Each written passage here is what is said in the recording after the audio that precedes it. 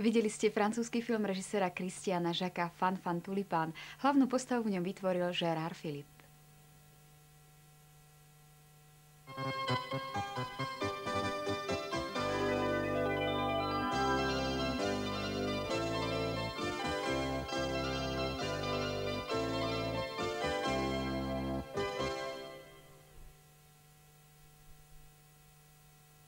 Slovenský výtvarník svoj umelecký výraz musí budovať na rytme farieb a tvarov slovenských vrchov, typov a celého života. Neznamená to zaťažiť sa národopisnými prvkami, ale z najzákladnejších foriem ľudového života vyťažiť hodnoty rídzomaliarské.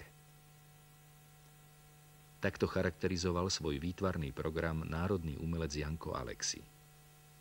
Jedným z najvýraznejších dokladov jeho realizácie je pastel Dievča zo začiatku 30. rokov nášho storočia.